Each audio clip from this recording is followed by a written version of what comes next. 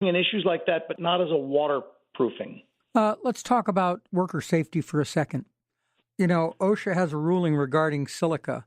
Does the stucco industry have to comply with anything regarding the sand that you guys are using in plaster? Yes, actually, it is OSHA, and you're correct. OSHA's come out with their new silica exposure rule, and they have their table 1 for the tasks that are out there. And the stucco industry knew that with plastering, we know that the plaster and stucco mixes have silica in them. We know that there was a dust issue. It's not the grinding and pulverizing. We were concerned about the mixing of mortar, and we know that because on OSHA's website, on silicasafe.org, which is a great website if you want to learn more about it, they even show mixing and plaster materials in there. So we've done a bunch of testing, and we actually came up with an engineering control to help plasterers comply with the OSHA rule. And so we've got quite a few contractors signed up across the United States now that use our written exposure plan, which every contractor is required to have a written exposure plan and assign a competent person to oversee the plan. And our website actually has a lot of information on it, and we have a registered program for it with engineering controls for contractors to use. Mark, let's talk about the application of multiple coats. You mentioned earlier in our discussion the scratch coat, you mentioned the brown coat, and then you mentioned a color coat. What are the recommended periods of time that should transpire between the application of each coat? The code states that it's interesting. That's a great question. The scratch coat, the code table in the code says the scratch coat should cure 48 hours. The brown coat should cure 7 days before you put the finish coat on. Now, the one that's a little bit different is on the scratch coat to the brown coat, there is what they call the double back method, or the alternative method of application, where it allows the plastering contractor to put the brown coat on the scratch coat as soon as the scratch coat has attained sufficient rigidity to allow application. And when I deal with people and architects get concerned and they go, should I allow him to do this? What does he want to do? And I usually tell architects, look, if the plastering contractor wants to do the double back method, let him. If that's the way he likes to do it, because I can get a room full of plastering guys to argue which is it better, let it cure 2 days or let it double back. And I think I've seen it done both ways. I've done it both ways. I don't really have a problem with that. So between the scratch and brown, I'm fine. The brown coat, though, has got to set 7 days. That there is no exception to. You've got to let it set 7 days. And we usually, in the stucco industry, we try to recommend builders to try to let it go to 12, 13, and 14 days.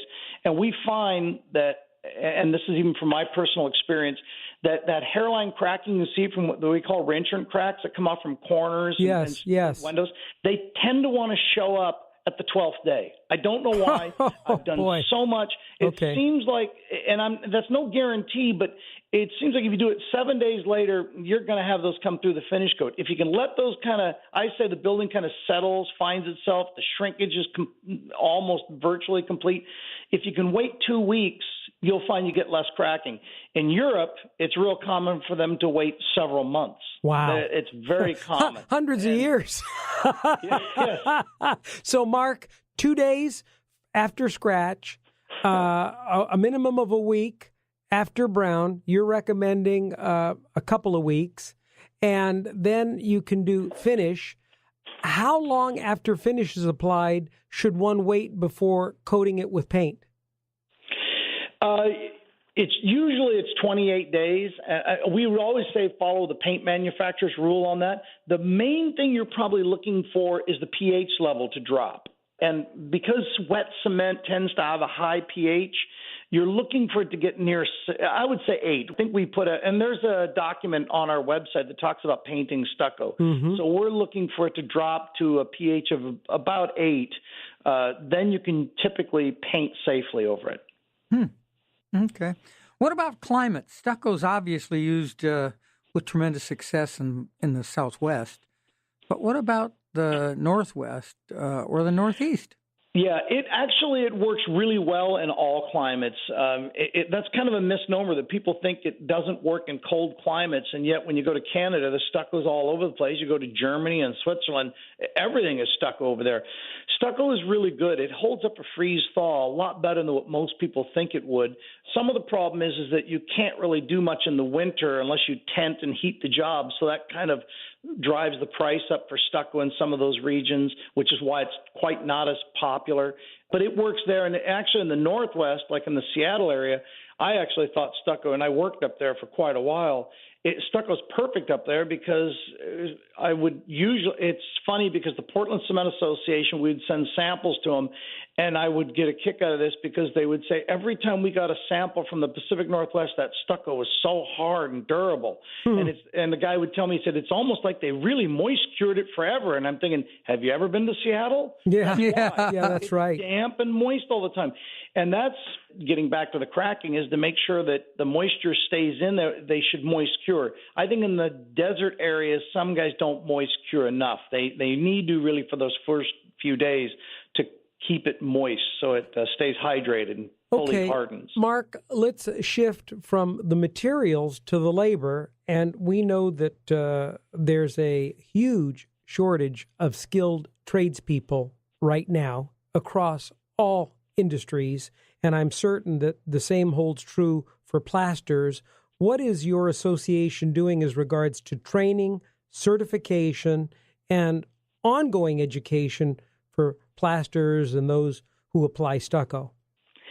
Actually, you're exactly right. And plastering is probably one that's because it is a very skill-intensive trade.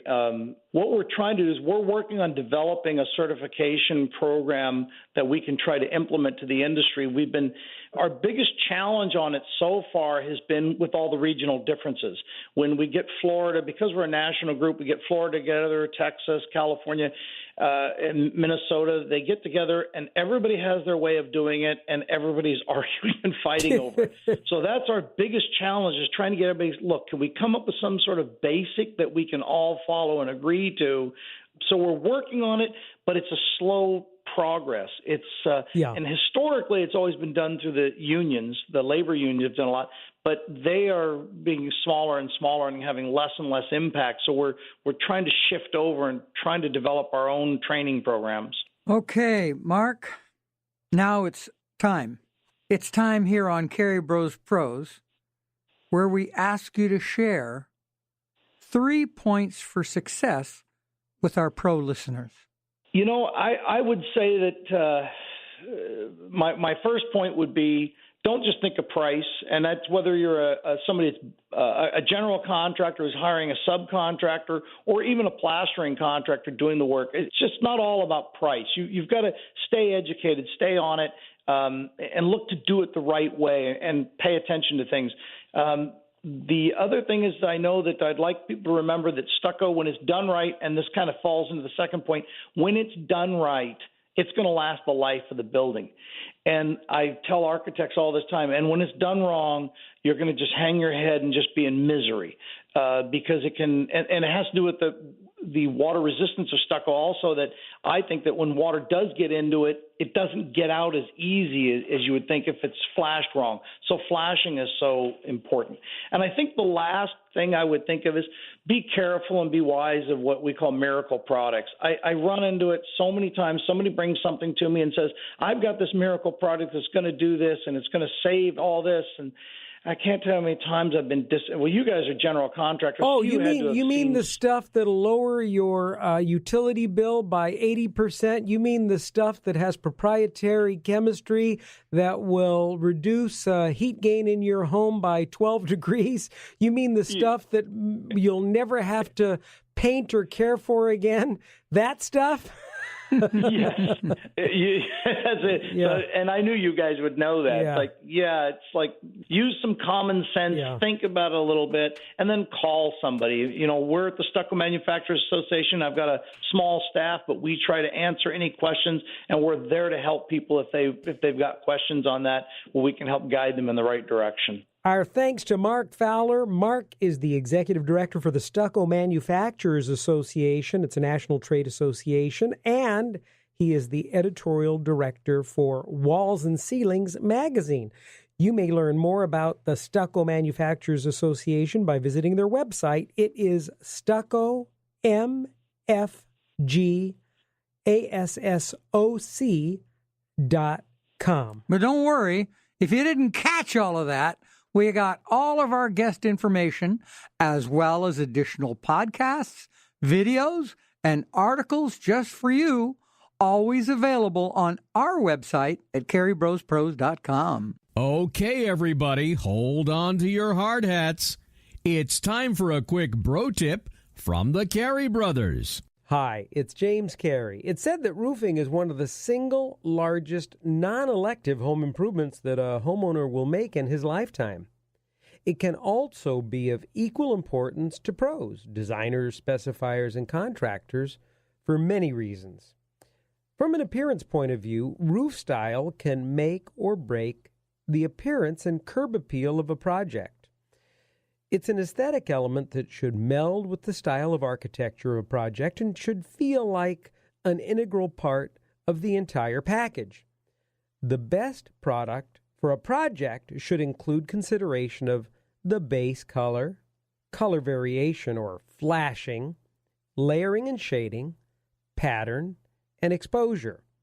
This will then lead to specific product material choices like asphalt, metal, concrete, slate, and other choices.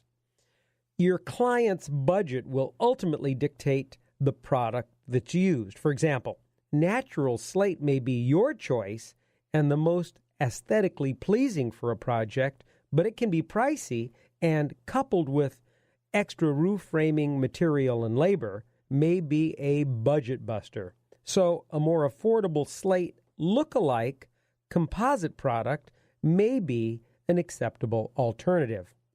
There are two main aspects of construction that can keep builders up at night: leaks and squeaks. For our discussion on roofing, the latter doesn't really apply. However, when it comes to leaks, the roof takes the cake. A good leak-free roof doesn't simply consist of the roofing product. Rather, it's comprised of a roofing system. The system consists of the waterproof underlayment, metal flashings at valleys, wall-to-roof connections, chimneys, plumbing and mechanical vents, watershed details, and other areas. The system includes the right fasteners, starter shingles where appropriate, hip and ridge material, high and low ventilation, and product-specific trim elements that complete an installation. So, whether you're installing roofing yourself or having the roofing installed by a professional roofing contractor, you should be buying an installed roofing system rather than simply a roof. Inferior or improperly installed underlayment and improper flashing almost always result in damage-causing roof leaks that increase customer service calls, cut into your profit, and can compromise customer satisfaction.